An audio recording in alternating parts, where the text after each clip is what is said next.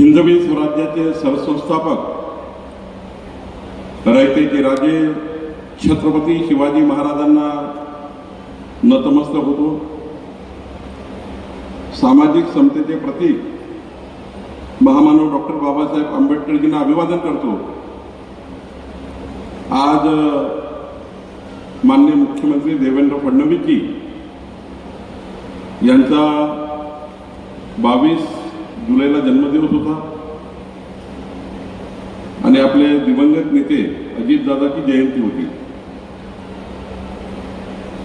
आणि या 22 जुलैच्या दिवसापासून 2 ऑगस्टपर्यंत आज शेवटचा दिवस आहे। या दिवसापर्यंत राज्यामध्ये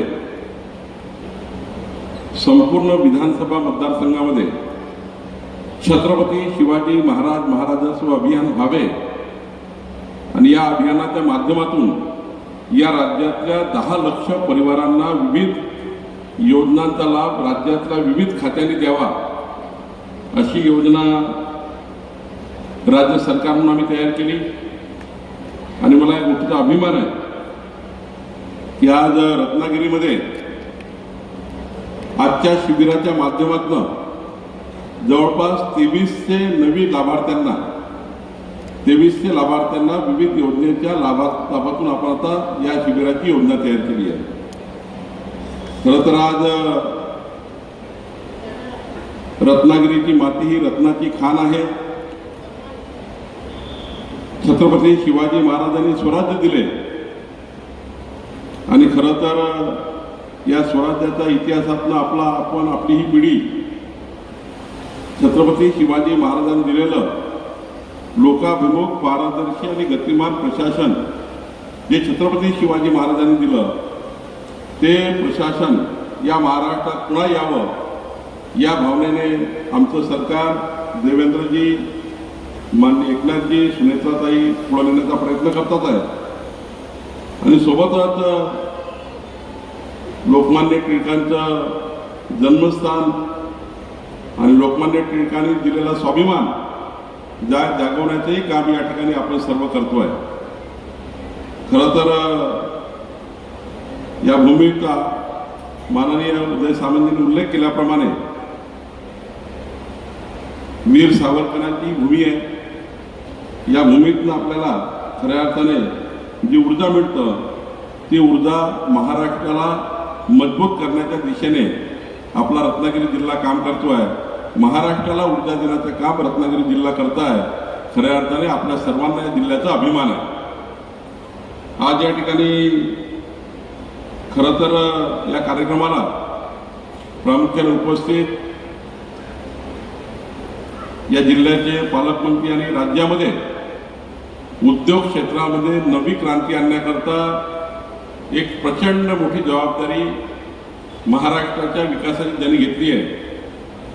आपलं सरकार देवेंद्र फडणवीसचं सरकार एकनाथ शिंदेजी सुनेत्रा पवारजी यांच्या माध्यमातून या राज्याला खऱ्या अर्थाने उद्योग नीती कशी असली पाहिजे, या राज्याच्या वेगवेगळ्या उद्योग क्षेत्रात AI पासून तर डिजिटल प्लॅटफॉर्मपर्यंत प्रत्येक प्लॅटफॉर्मवर नव्या नीती या राज्यामध्ये आणण्याचा आणि डावोसमध्ये जाऊन मुख्यमंत्र्यांसोबत बसून या राज्याला सर्वात जास्त गुंतवणूक आणण्याकरता माननीय देवेंद्र फडणवीसच्या सरकारमध्ये प्रचंड या ठिकाणी मजबूतीने काम करणारे उद्योग मंत्री आणि ज्यांनी माझ्या महसूल मंत्री म्हणून कार्यकाळामध्ये 97 कॅबिनेट ज्या झाल्या त्या कॅबिनेटमधनं सर्वात जास्त कॅबिनेटचे प्रस्ताव MIDC करता जागा माझ्याकडनं मंजूर करून घेतल्या त्याबद्दल असे नेते माननीय उदय सामंतजी, आपले अध्यक्ष अस्मिता केंद्रेजी, आपले आमदार प्रसाद लाडजी ज्यांच्याकडे सिंधुदुर्ग आणि रत्नागिरी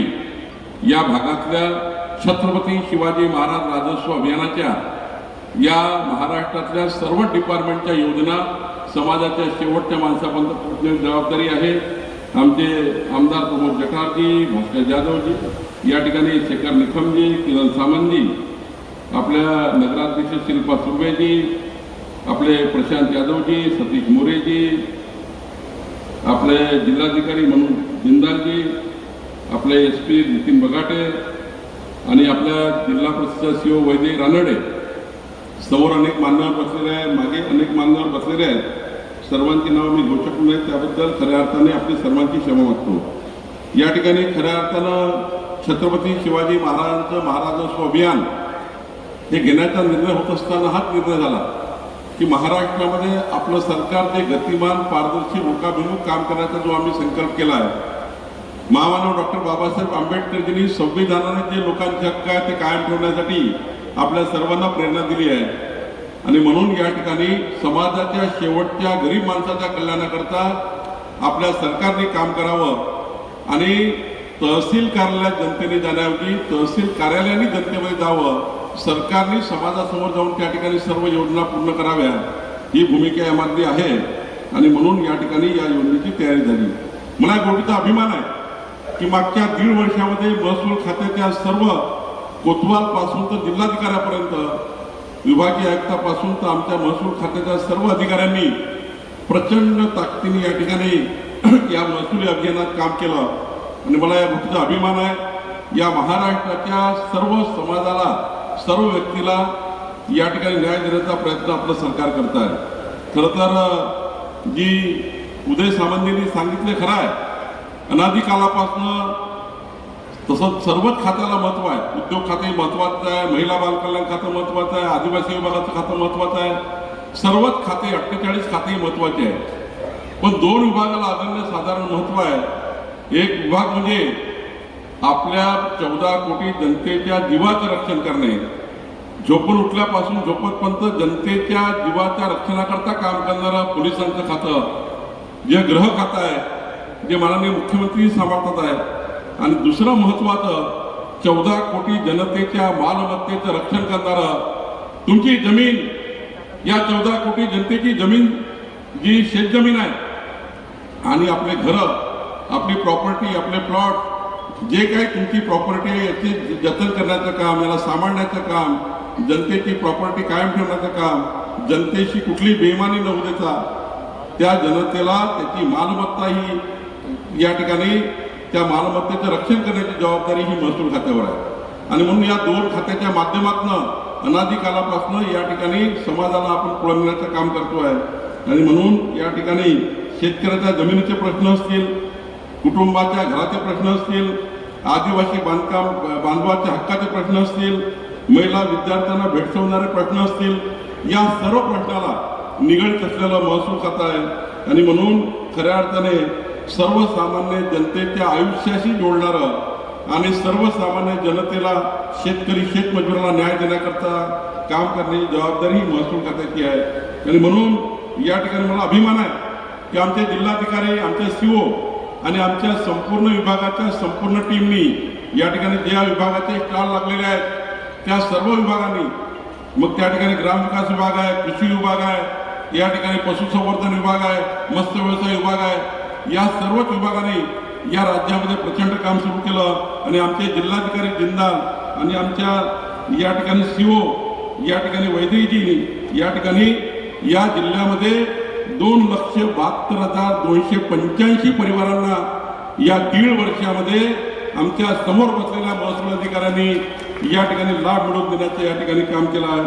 खरं तर एकट्या रत्नागिरीच्या भागामध्ये दाखल्याची संख्या 1 लाखाच्या वर बाकी होती, ती आता पुढे नेण्याचं काम त्या लोकांनी केलं. आणि म्हणून या शिबिराच्या माध्यमातून या स्थानिक उत्पादनाला वाव मिळण्याकरता बचत गटांचा जो सहभाग या ठिकाणी होतो आहे, त्या बचत गटाच्या सहभागाचाही या ठिकाणी महत्त्वाचा रोल या ठिकाणी राहिला आहे. आणि म्हणून आमचा दावा नाही आहे की आम्ही सारं बदलून टाकू, आमचा दावा नाही की आम्ही सारं बदलू, पण आमचा दावा आहे की महाराष्ट्राच्या 14 कोटी जनतेचे मतं घेताना आमच्या तिन्ही पक्षाच्या महायुतीने जे वचन आपल्या जाहीरनाम्यामध्ये दिलं होतं, विधानसभेच्या निवडणुकीमध्ये जेव्हा आम्ही जनतेमध्ये गेलो रत्नागिरीच्या, तेव्हा महायुतीच्या सर्व आमदारांनी एक संकल्पनामा दिला, वचननामा दिला, जाहीरनामा दिला. जो वचननामा, जो जाहीरनामा उदय सामंतांनी दिला, जो किरणनी दिला, जो या ठिकाणी आमच्या सर्व आमदारांनी दिला, तो शेखर निकमनी दिला, तो जाहीरनामा हाच होता की महाराष्ट्राचं जर महायुती सरकार आलं तर हे महायुती सरकार आपल्या महाराष्ट्राला विकसित महाराष्ट्र केल्याशिवाय राहणार नाही. हा वचननामा आम्ही आमच्या निवडणुकीमध्ये योगेश कदमांनी आम्ही सर्वांनी दिला आणि मुख्यमंत्री देवेंद्र फडणवीसजी, एकनाथ शिंदेजी, सुनेत्रा पवारजी आणि अजितदादा पवार असताना या महाराष्ट्राला जे वचन दिलं होतं की या महाराष्ट्रातल्या 56 लक्ष शेतकऱ्याचं 33,000 कोटी रुपयाचं कर्ज आमचं सरकार माफ करेल आणि मला याचा अभिमान आहे की माननीय मुख्यमंत्री देवेंद्रजीच्या सरकारने, एकनाथ शिंदेजी, सुनेत्रा पवारजींनी या महाराष्ट्राच्या शेतकऱ्याला कर्जमुक्त करण्याचं काम या ठिकाणी केलं आणि आज या ठिकाणी 36,000 कोटी रुपये आपल्याला आता डिस्बर्समेंट चालू झालं। पहिल्या 2 याद्या आता महाराष्ट्राच्या प्रत्येक बँकेत पोहोचल्या आणि आता माननीय मुख्यमंत्र्यांनी या ठिकाणी निर्देश दिले आहेत की शेतकरी कर्जाच्या ज्या याद्या आहेत, ज्यांना कर्ज माफ होणार आहे त्या सर्व याद्या तिथल्या सहकारी संस्थांमध्ये, बँकामध्ये, कलेक्टर ऑफिस, तहसील कार्यालयात, तलाठी कार्यालयामध्ये डिस्प्ले करून ज्या शेतकऱ्यांचं कर्ज माफ झालं त्यांना त्या ठिकाणी ते कळवलं गेलं पाहिजे, ही भूमिका या ठिकाणी घेतली। एवढंच नाही तर आपल्या महायुतीच्या जाहीरनाम्यामध्ये मी सांगितलं होतं या राज्यातल्या 45 लक्ष शेतकऱ्याच्या शेतावर जो विजेचा पंप आहे त्या विजेच्या पंपाचं विजेचं बिल आमचं सरकार माफ करेल। मला या गोष्टीचा अभिमान आहे की माननीय मुख्यमंत्री देवेंद्र फडणवीसजींनी या राज्यातल्या 45 लक्ष शेतकऱ्यांचं 48,000 कोटी रुपये वीज बिल माफ केलं आणि आज शेताच्या पंपामध्ये कुठलंही वीज बिल शिल्लक नाही आणि पुढचं जोपर्यंत आमचं सरकार आहे या राज्यातल्या शेतकऱ्याला विजेचं बिल येणार नाही हा निर्णय आपल्या सरकारने घेतला। खऱ्या अर्थाने कृषी क्षेत्रामध्ये आमूलाग्र बदल करण्याचा विचार आम्ही केला। एवढंच नाही तर आपल्या महाराष्ट्राच्या सरकारने मागच्या अधिवेशनामध्ये एक महिला विधेयक आणलं आणि आमच्या महिलांना, बहिणींना शेतकऱ्याचा दर्जा मिळाला पाहिजे। केवळ शेतकरी महिला म्हणून नाही, एखाद्या महिलेच्या नावानं 7/12 आहे, त्याच्याजवळ जमीन आहे म्हणून नाही, तर शेतीमध्ये काम करणारी महिला, शेतमजूर महिला जरी असेल ती शेतीमध्ये कामाला जात आहे पण त्याच्याकडे काहीच त्या ठिकाणी आधार नाही आहे। एखादा उद्योग त्या ठिकाणी आमची बहीण करते आहे, तिच्याकडे आधार नाही आहे। अशा वेळी राज्याच्या सरकारने, आमचे देवेंद्रजी, एकनाथजी आणि सुनेत्रा पवारजींनी आमच्या सरकारने निर्णय घेतला आणि या राज्यामध्ये आता शेतीमध्ये काम करणारी शेतमजूर महिला असेल तरी तिला शेतकरी दर्जा देण्याचं कार्य आमच्या सरकारने केलं आणि आता लवकरच उदयजी, आपल्याला किरणजी, शेखरजी, आपल्या सर्वांना, प्रसादजी, आपल्या सर्वांना आता घरोघरी जायचं आहे। आमच्या शेतकरी महिला दर्जाचं कार्ड आमच्या प्रत्येक बहिणीला मिळालं पाहिजे, जेणेकरून केंद्र सरकारच्या, राज्य सरकारच्या सर्व योजना या आमच्या शेतमजूर महिला मिळायला पाहिजे। याकरता आम्ही या ठिकाणी काम करतोय। खऱ्या अर्थाने मला गोष्टीचा अभिमान आहे की आपल्याला पुढच्या काळामध्ये प्रचंड बाबी या जिल्ह्यामध्ये करायच्या आहेत, या जिल्ह्याला आम्हाला समोर न्यायचं आहे। हे करत असताना मला या गोष्टीचा अभिमान आहे की आमचं महसूल खातं, आमच्या राज्यातले सर्वच खाते या ठिकाणी आम्ही पुढे नेण्याचा प्रयत्न करतोय। मला या गोष्टीचा अभिमान आहे। आज परवा SIR सुरू आहे। SIR म्हणजे प्रत्येकाला आपलं नाव मतदार यादीत आणायचं आहे। जे जे लोक रत्नागिरीमध्ये राहतात त्या सर्वांनी आपले मतदाराची नोंदणी, कारण जुनी मतदार यादी स्क्रॅप झाली आहे, आता नव्याने मतदार यादी होणार आहे। या यादीमध्ये कुठल्याही मृत व्यक्तीचं नाव राहणार नाही आहे। या यादीमध्ये या जिल्ह्यामध्ये कोणी घुसखोरी केली असेल त्याचं नाव राहणार नाही आहे। रत्नागिरीचा राहणारा, जन्म झालेला व्यक्ती या यादीमध्ये येणार आहे आणि म्हणून SIRची प्रक्रिया जे सुरू आहे या प्रक्रियेमध्ये चिपळूण मतदार, चिपळूण जो आपला विधानसभा आहे, मी चिपळूण विधानसभेचे आमचे ADO आणि टीमचं अभिनंदन करतो की चिपळूण विधानसभेच्या ADO आणि प्रांताने या ठिकाणी राज्यात पहिला मतदारसंघ आणलेला आहे आणि म्हणून मी या ठिकाणी खऱ्या अर्थाने आमच्या प्रांताचं आणि टीमचं अभिनंदन करतो। एवढंच नाही तर दापोलीचा मतदारसंघ या ठिकाणी तिथले प्रांत आणि टीम आहे, त्यांचेही मनापासून अभिनंदन करतो। त्यांनी राज्यामध्ये दुसरा मतदारसंघ म्हणून या ठिकाणी पुढे आणलेला आहे आणि गुहागर आणि राजापूर तिसरा आणि चौथा। महाराष्ट्रामध्ये पहिला क्रमांक SIR मध्ये कोणी मिळवला तो रत्नागिरी जिल्ह्याने मिळवला। याबद्दल कलेक्टर आपल्या टीमचं मनापासून अभिनंदन करतो। खऱ्या अर्थाने प्रचंड ताकदीने आमच्या टीमने काम केलं। उदयजी, खऱ्या अर्थाने या ठिकाणी जो आकृतीबंध आहे मंजूर केला, उदयजी सांगितलं खरं आहे, केवळ अधिकाऱ्याकडनं कामाचीच अपेक्षा करायची का? त्यांच्या जीवनामध्ये आपण उभं झालं पाहिजे। आम्ही हे मानणारे आहोत की काम करताना अनावधानाने किती चुका झाल्या तरी सरकारने माफ केला पाहिजे। शेवटी काम करणारे लोक चुका करतात, त्यामुळे ज्या अधिकाऱ्यांनी अनावधानाने चूक केली असेल त्या अधिकाऱ्यांना क्षमा आहे। उद्देश घेऊन काम केलं असेल तर कुठलीही क्षमा नाही। पण मला गोष्टीचा अभिमान आहे की हे गोष्ट खरी आहे की मागच्या 1.5 वर्षामध्ये उदयजी आपण 135 ॲडिशनल कलेक्टरला सिलेक्शन ग्रेड दिले आणि त्यापैकी मागच्या टीममध्ये 18 लोक आयत झाले आणि आता 12 लोक पुन्हा आयत होणार आहेत। या ठिकाणी आमच्या ॲडिशनल कलेक्टरला आम्ही दर्जा दिला। परवा तर मी शेवटची यादी दिली, म्हणजे या वर्षीची यादी केली, त्यामध्ये 18 आमचे ॲडिशनल कलेक्टर सिलेक्शन ग्रेड झाले। त्यापैकी 4 लोक हे 31 तारखेला रिटायर झाले, पण रिटायर होण्याच्या 5 वाजताच्या पूर्वी त्याला दर्जा देऊन रिटायर करण्याचं काम आम्ही केलं, जेणेकरून त्या व्यक्तीला पुढच्या काळामध्ये सन्मानाने त्या ठिकाणी तो अधिकारी जेव्हा रिटायर झाला, घरी जाता जाता रिटायरमेंटचं दुःख होतं, पण घरी जाता जाता प्रमोशन घेऊन घरी गेले। खऱ्या अर्थानं ही भूमिका आम्ही पार पाडली। या राज्यामध्ये प्रांत असतील, तहसीलदार असतील, कोतवाल असतील, त्या सर्वांना न्याय देण्याचा प्रयत्न आम्ही करतोय। आमच्या महसुली अधिकाऱ्याचा उदयजी 1965 पासून त्यांना त्या ठिकाणी त्यांची नियमावलीच बदलत नव्हती, पण 50 वर्षानंतर या राज्यामध्ये पहिल्यांदा आकृती बंद आणि आमच्या महसुली अधिकाऱ्यांचे ॲडिशनल कलेक्टर असतील, एडीओ असतील, तहसीलदार असतील, या सर्वांचे महसुली समितीच्या माध्यमातून आम्ही त्यांच्या या ठिकाणी सेवा शक्ती अटी नियम बदलवून या ठिकाणी नव्याने त्या जाहीर केल्या। 50 वर्षानंतर 1.5 वर्षामध्ये पहिल्यांदा आमच्या अधिकाऱ्यांच्या सेवा शक्ती नियमामध्ये आम्ही सुधारणा केली। खऱ्या अर्थाने एक महत्वाचं काम केलं आणि हे गोष्ट खरी आहे की आमचे कोतवाल आहेत, त्यांची मागणी आहे की आता आम्हाला तलाठ्यामध्ये 20% आमचं आरक्षण द्या। तोही निर्णय आम्ही लवकरच करतोय। आमच्या तलाठ्याला, आमच्या कोतवालांना 20% आम्ही या ठिकाणी तलाठ्याच्या रिझर्वेशनमधून जागा देणार आहे। कालच मी त्या ठिकाणी आमच्या विभागाशी बोलून त्यांच्याही सेवा शक्ती नियमामध्ये बदल करण्याचा निर्णय आम्ही केलेला आहे। आपल्या जिल्ह्याची मागणी होती की दापोलीमध्ये ॲडिशनल कलेक्टर कार्यालय दिलं पाहिजे। दापोलीमध्ये आता आम्ही ॲडिशनल कलेक्टर कार्यालय मंजूर केलेलं आहे आणि या ॲडिशनल कलेक्टर कार्यालयाच्या माध्यमातून अर्धा जिल्हा तिकडे, अर्धा जिल्हा इकडे, जसं या ठिकाणी आमचे पालकमंत्री निर्णय घेतील त्याप्रमाणे आम्ही त्या ठिकाणी विभाजन करू।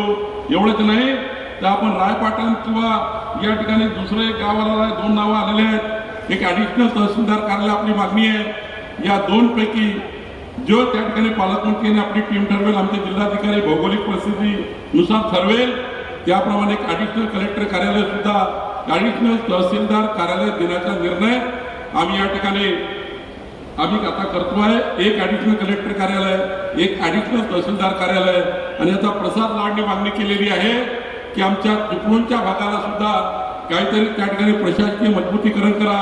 मी जिल्हाधिकाऱ्याला सूचना करेल, तुम्हाला चिपळूणच्या भागात, खेडच्या भागात काही अजून सुधारणा लागेल तशी पाठवा।